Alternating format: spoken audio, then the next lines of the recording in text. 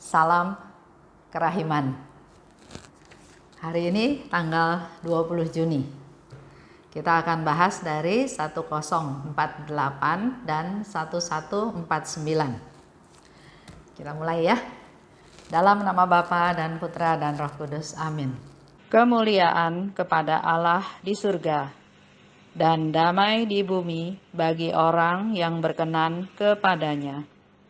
Kami memuji Dikau, kami meluhurkan Dikau, kami menyembah Dikau, kami memuliakan Dikau, kami bersyukur kepadamu karena kemuliaan-Mu yang besar. Ya Tuhan Allah, Raja Surgawi, Allah Bapa yang Maha Kuasa. Ya Tuhan Yesus Kristus, Putra yang Tunggal.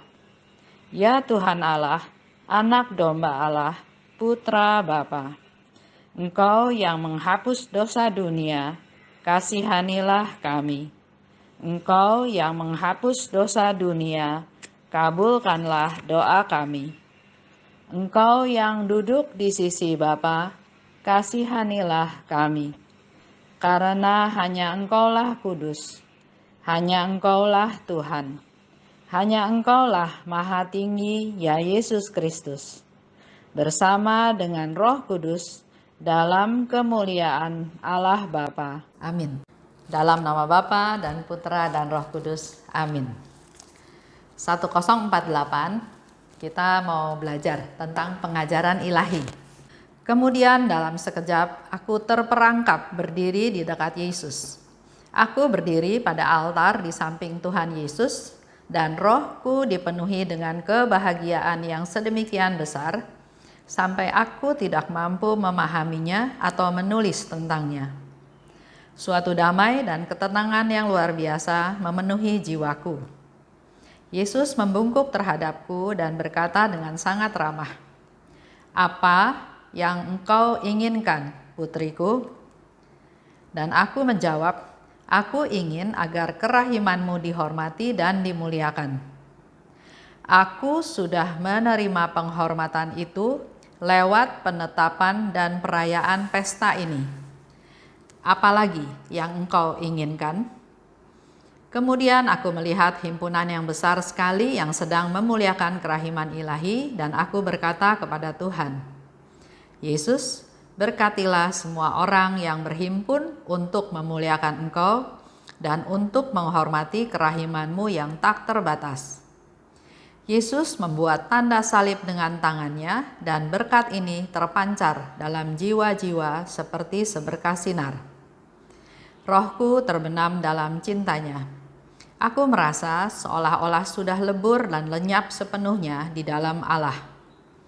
Ketika aku kembali sadar diri, suatu damai yang mendalam meliputi jiwaku, dan suatu pemahaman yang luar biasa mengenai banyak hal dikomunikasikan kepada akal budiku, suatu pemahaman yang selama ini belum pernah diberikan kepadaku. Lanjut, 1149. Pada beberapa kesempatan, aku menyaksikan bagaimana sejumlah religius membela kemuliaannya sendiri dengan dalih memperjuangkan kemuliaan Allah. Padahal yang diupayakannya bukanlah kemuliaan Allah, tetapi kemuliaannya sendiri. Oh Yesus, betapa sakitnya hatiku karena hal seperti itu. Rahasia apa yang akan dibeberkan pada hari penghakiman-Mu? Bagaimana mungkin orang dapat mencuri karunia Allah? Seperti tadi saya katakan ya, hari ini kita belajar tentang pengajaran ilahi. Faustina katakan, dalam sekejap aku terperangkap berdiri di dekat Yesus. Tiba-tiba aja dia merasa berdiri di dekat Yesus, di altar di samping Yesus. Rohku dipenuhi dengan kebahagiaan yang sedemikian besar. Kalau kita bisa berdiri tiba-tiba ada di samping Yesus, di altar, di dalam kapel, rasanya sukacita, bahagia ya. Karena dia bisa berada bersama-sama dengan Yesus. Dikatakan di sana ada damai, ada ketenangan.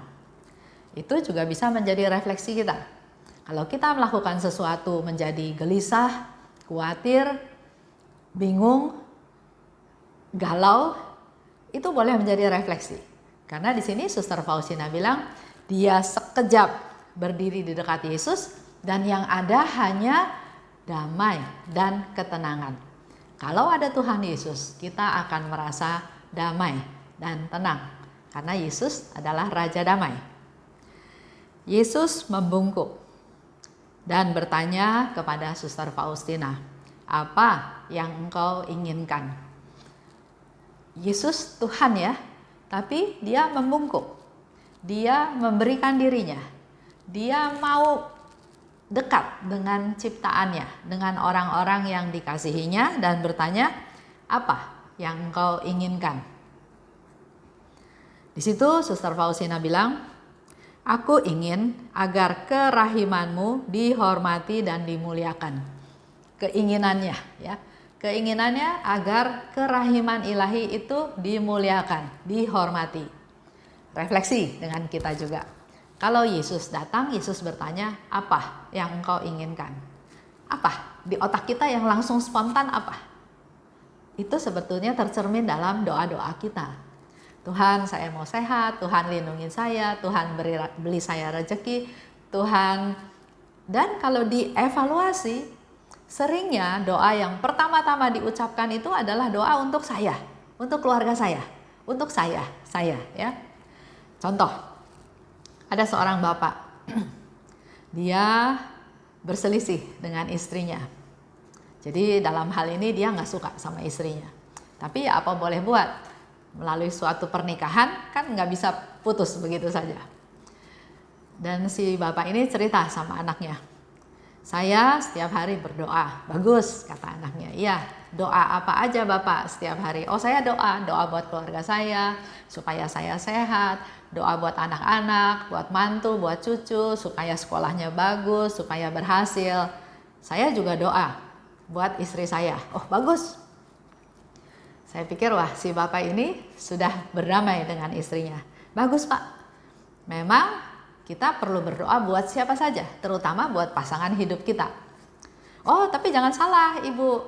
Saya berdoa seperti itu tujuannya bukan untuk supaya dia sehat, untuk kebaikan dia. Tapi saya berdoa supaya dia sehat, supaya dia enggak merepotkan anak mantu saya. Bisa dilihat ya. Doa untuk kesehatan seseorang, tapi di balik doa itu ada suatu motivasi, tujuan tertentu yang mungkin berbeda dengan apa yang Tuhan kehendaki. Nah, di sini dikatakan sehingga Suster Faustina kasih contoh, aku ingin agar kerahimanmu dihormati dan dimuliakan. Jadi inginnya itu nggak hanya dari mulut, sungguh-sungguh dari hati. Tuhan tahu isi hati kita semua. Jangan seperti bapak tadi, dia berdoa buat istrinya supaya sehat, bukan karena dia sayang sama istrinya, bukan karena dia mengasihi istrinya, cuma karena kalau dia sakit nanti kan anak mantunya dia repot. Jadi supaya anak mantu nggak repot, dia berdoa supaya istrinya nggak sakit. Lihat ya, hati-hati dengan kita juga dalam doa kita sehari-hari. Dan di situ Faustina mau kasih lihat juga bahwa fokusnya itu harus bukan untuk diri sendiri, untuk orang lain. Karena kalau kita ditanya spontan, pasti jawabannya jawaban yang jujur, bukan jawaban yang direkayasa, bukan jawaban yang mengada-ngada. Jadi waktu ditanya sama Tuhan Yesus, Faustina katakan seperti itu, dan itu menjadi bukti bahwa bukan saya fokusnya, tapi fokusnya adalah kepentingan orang lain. Dan kata Yesus, aku sudah menerima penghormatan lewat penetapan dan perayaan pesta ini. Yang dimaksud adalah pesta kerahiman ilahi. Jadi kalau Suster Faustina berharap agar semua orang menghormati dan memuliakan kerahiman Tuhan, Yesus bilang, saya sudah terima pada waktu pesta kerahiman ilahi. Untuk diketahui aja, pesta kerahiman ilahi itu disahkan oleh Vatikan, oleh Gereja Katolik secara resmi menjadi pesta resmi Gereja Katolik, yaitu pada tanggal 30 April tahun 2000. Pada saat Bapak Paus Yohanes Paulus II mengkanonisasi Beata Faustina menjadi Santa Faustina.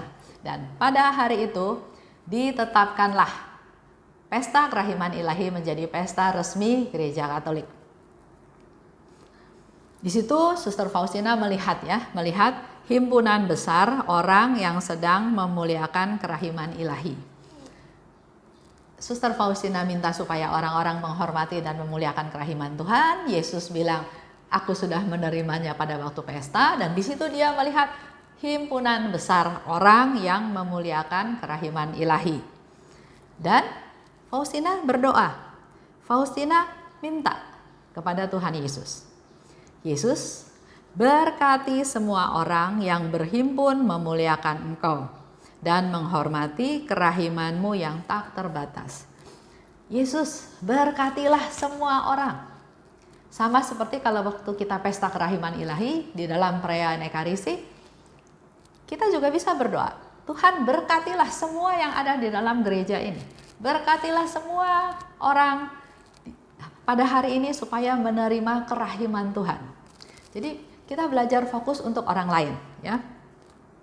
Nah, pertanyaannya lagi adalah, apakah kita, Bapak, Ibu, para devosan kerahiman, termasuk dalam himpunan besar yang Suster Faustina lihat? Ya betul, kita ikut pesta kerahiman ilahi, kita mempersiapkan acaranya sedemikian rupa, tapi yang paling penting adalah apakah hati kita juga kita siapkan untuk pesta kerahiman ilahi tersebut. Karena tadi doanya Suster Faustina ya, kalau kita ada di dalam himpunan besar itu, Faustina katakan, berkatilah semua orang yang ada dalam, yang berhimpun untuk memuliakan kerahiman Tuhan. Dan apa yang dilakukan oleh Yesus? Yesus membuat tanda salib yang besar. Membuat tanda salib dengan tangannya. Dan berkat ini terpancar dalam jiwa-jiwa seperti seberkas sinar. Ya. Jadi kelihatannya seperti seberkas sinar yang terpancar dari Yesus membuat tanda salib. Pertanyaannya lagi, berkatnya sama? Yang diterima sama umat, sama kita semua, sama atau beda? Kenyataannya nggak sama ya. Kenyataannya nggak sama. Ada satu hamba Tuhan waktu itu pernah bercerita, dia bilang dia lihat di gereja ada sekumpulan orang, tapi bermacam-macam. Ada yang tampilannya gelap, ada yang penampilannya terang, ada yang bahkan mukanya bukan muka manusia, muka binatang. Kembali lagi ya, saya nggak peka, saya nggak tahu, tapi dari sharing dia, saya juga berpikir mungkin saja. Karena taraf iman berbeda, kesiapannya berbeda, isi hatinya juga berbeda. Orang ke gereja karena memenuhi tugas, kalau enggak nanti diomelin sama orang tuanya, atau nanti disangka punya dosa berat sehingga nggak ke gereja, atau ya buat senengin mertua, atau banyak sebabnya. Saya ada satu cerita.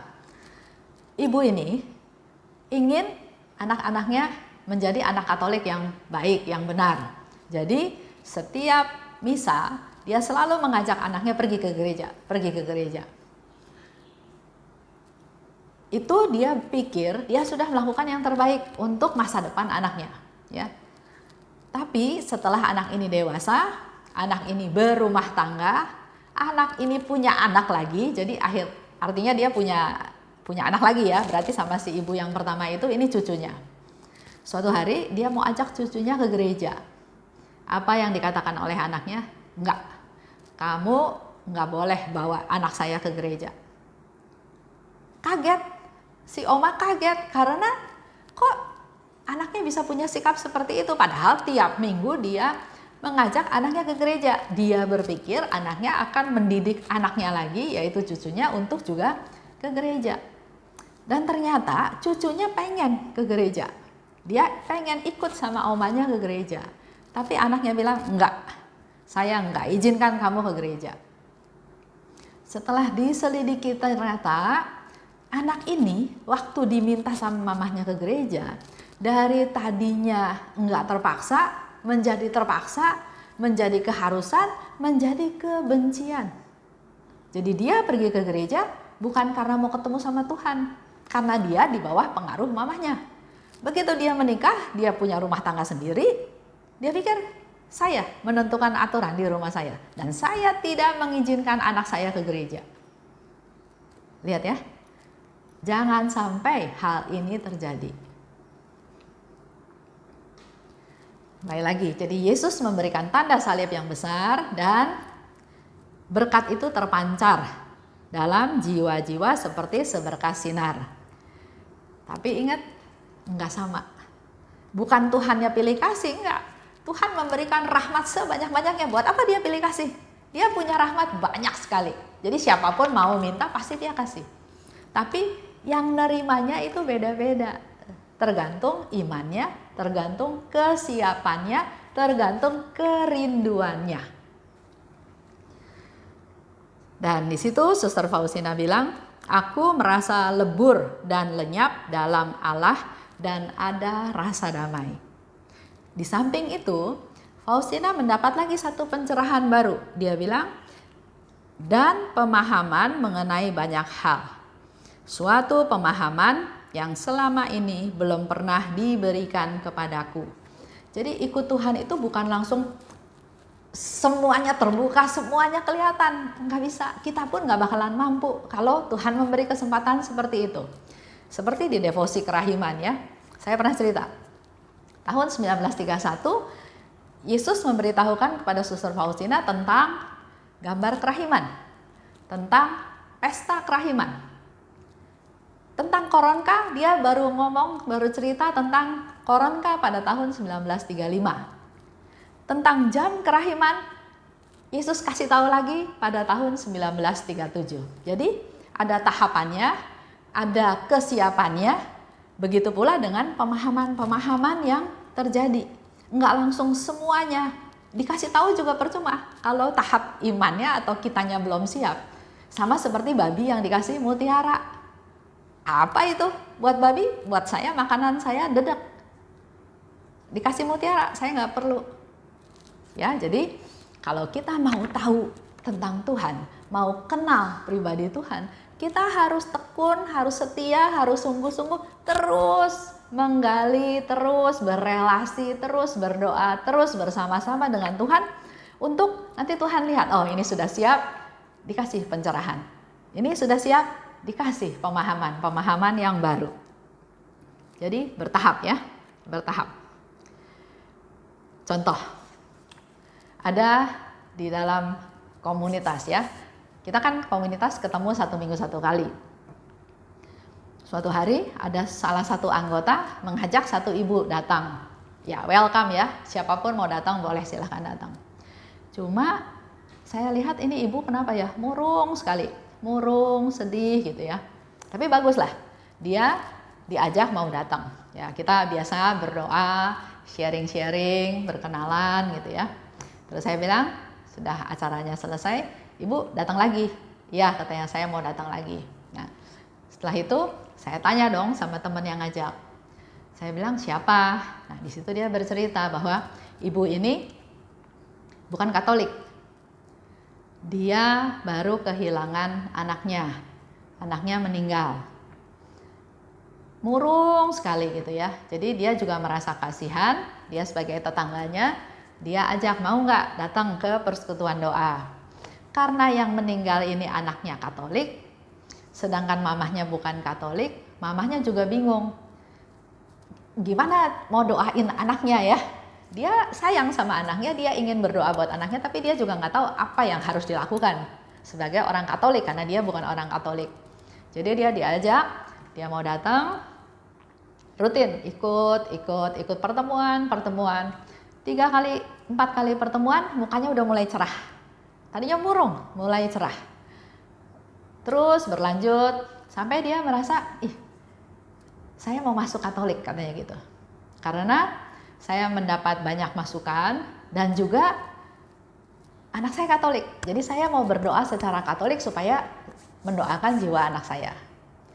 Dalam proses terus sampai akhirnya dia belajar agama, dia dibaptis, dan dalam proses itu dia juga bisa ajak suaminya untuk juga masuk Katolik, dibaptis. Ya. Jadi kalau kita lihat lagi, apa rencana Tuhan ya? Rentetannya bagaimana? Tapi pasti Tuhan itu memberikan rencana damai sejahtera melalui banyak peristiwa. Sekarang dia rajin datang, dia juga bisa berdoa spontan, dia bisa berdoa buat anaknya, dia bisa juga pelayanan kunjungan ke rumah sakit ya, ke yang sakit, dan dia men-sharingkan, menceritakan betapa sukacitanya dia. Tadinya dia betul-betul sedih, nggak ngerti maksudnya Tuhan, tapi pelan-pelan dia bisa bersyukur, bisa menerima kenyataan tersebut, dan sekarang yang dia lakukan adalah pelayanan, berdoa untuk orang-orang yang sudah meninggal dan juga kunjungan rumah sakit. Itu yang salah satu sharing suatu peristiwa itu nggak langsung kelihatan semuanya, tapi Tuhan punya rencana. Lanjut ya. Pada beberapa kesempatan, Suster Faustina melihat sejumlah religius membela kemuliaannya sendiri dengan dalih memperjuangkan kemuliaan Allah. Jadi di sini juga Suster Faustina dikasih pemahaman, ada orang yang seolah-olah bela kemuliaan Allah, tapi sebetulnya dia lagi bela kemuliaan dia sendiri. Misalnya contoh, misalnya ada seorang imam lah ya, dia mengumpulkan dana untuk aksi sosial, untuk diberikan kepada orang-orang yang membutuhkan. Karena Romo ini ada kaul kemiskinan, ada kaul ketaatan, ada kaul kesetiaan. Dana yang terkumpul itu kan harusnya bisa dicatat, tercatat. Uangnya diterima berapa, disalurkan kemana, berapa rupiah, dan seterusnya. Tapi pernah saya dengar ada yang nggak jelas. Uangnya masuk berapa, keluarnya berapa gitu ya. Nah, kalau kita evaluasi lagi, atau nggak usah Romo lah, kita juga, kita bilang kita pelayanan, kumpulkan dana, kemudian dananya dipakainya berapa, dikumpulnya berapa, terus nggak ada perhitungan. Menurut saya ini juga ada yang nggak benar, ya. Jadi artinya kan harusnya kalau ini untuk kemuliaan Tuhan ya, apapun yang diterima ada laporannya, apapun yang dikeluarkan ada laporannya. Tapi kalau ada yang disembunyikan atau ada yang nggak transparan, seolah-olah untuk kemuliaan Tuhan, tapi mungkin ada juga untuk kemuliaan diri sendiri, ya kita nggak tahu. Saya nggak mau menghakimi, tapi kalau dikaitkan dengan apa yang Suster Faustina lihat, bahwa di situ dikatakan di 1149, aku melihat sejumlah religius membela kemuliaannya sendiri dengan dalih memperjuangkan kemuliaan Allah. Begitu pula dengan kita. Tadi saya sharing soal uang, sekarang soal pelayanan aja. Soal pelayanan. Kita kan biasanya punya rencana, saya mau ini, saya mau ini, saya mau ini. Orang yang lain bilang, saya mau ini, saya ini. Saya prioritasnya yang ini, saya ini. Nah, pada waktu kita bilang untuk kemuliaan Allah, kan harusnya berserah kepada Tuhan. Biar Tuhan yang membimbing jalan pikiran kita, apa yang paling baik yang dilakukan. Tapi seolah-olah untuk kemuliaan Allah, tapi begitu rencananya enggak diikuti, enggak didukung, terus ngambek, terus marah. Ya udah, kalau nggak mau ikut rencana saya juga nggak mau pelayanan. Nah, itu coba kita juga refleksi. Menurut saya termasuk juga nih dalam kategori seolah-olah untuk kemuliaan Allah, tapi untuk kemuliaan sendiri. Kalau kemuliaan sendiri nggak tercapai, terus dia ngambek, terus dia nggak mau pelayanan, terus dia mau pindah ke pelayanan yang lain. Di sini Suster Faustina lanjut ya, dia katakan, padahal Yang diupayakan bukanlah kemuliaan Allah, tapi untuk kemuliaannya sendiri. Bagaimana mungkin orang dapat mencuri karunia Allah? Itu yang menjadi pertanyaan dari Suster Faustina. Apa yang kita punya, apa yang kita dapat, ini adalah semuanya adalah semata-mata karunia dari Tuhan, bakat dari Tuhan, rahmat dari Tuhan, pemberian Tuhan. Terus kita mau pakai itu semua untuk kemuliaan kita sendiri. Sehingga dikatakan oleh Suster Faustina, bagaimana mungkin orang dapat mencuri karunia Allah? Yaitu menjadi permenungan kita hari ini ya. Kita sudah dapat pengajaran dari Tuhan. Mari kita tutup dalam doa penutup dan merenungkan apa semua yang berkaitan dengan kita, dengan saya, dengan Bapak Ibu, untuk semakin kita bisa mengalami damai sejahtera, ketenangan yang dari Tuhan. Terima kasih, kita tutup ya. Dalam nama Bapa dan Putra dan Roh Kudus, amin. Allah Bapa yang Maha Baik, terima kasih atas pengajaran-Mu pada hari ini. Melalui Suster Faustina kami tahu bahwa ada tahap-tahapan dalam pencerahan pemahaman yang Kau berikan kepada kami. Tapi yang pasti kami tahu Tuhan, Suster Faustina juga sudah memberikan satu konfirmasi pada waktu dia tiba-tiba tertarik ada di sebelah Yesus, yang dia rasakan adalah damai dan ketenangan. Limpahkanlah damai-Mu juga pada kami Tuhan, dimanapun kami berada. Kami merasakan damai-Mu karena Engkau Raja Damai. Dan dengan demikian kami juga semakin bisa mengandalkan Engkau, semakin percaya Engkau selalu ada berserta kami semua. Dan dimanapun kami berada, dalam situasi apapun, berilah kami damai-Mu Tuhan. Bunda Maria, doakan kami anak-anak-Mu.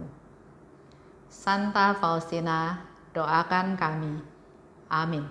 Dalam nama Bapa dan Putra dan Roh Kudus, amin. Salam kerahiman.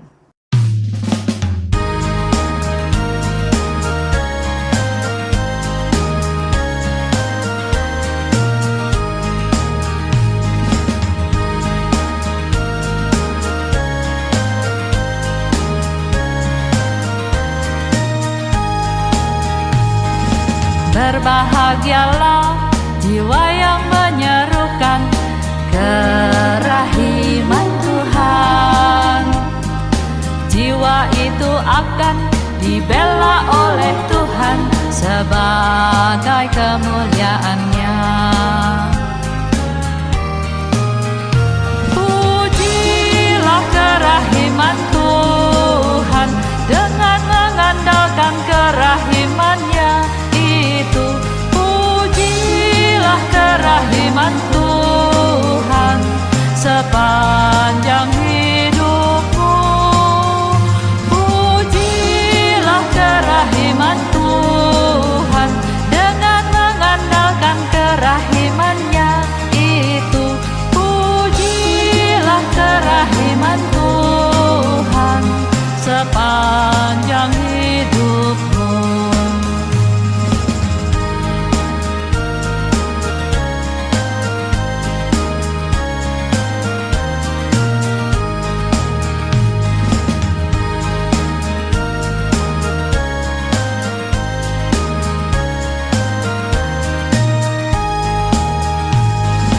Berbahagialah jiwa yang menyerukan kerahiman Tuhan.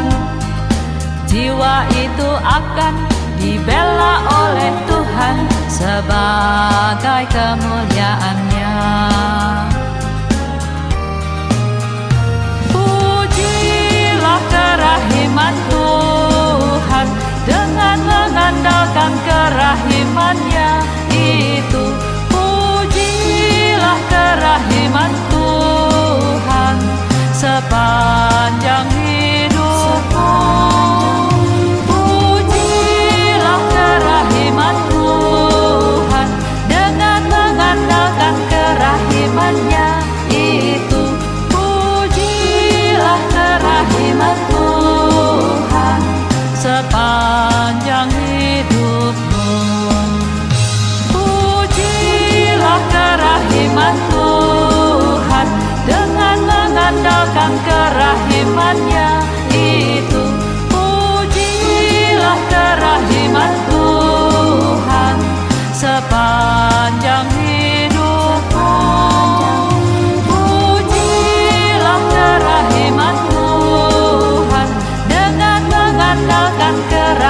Tuhannya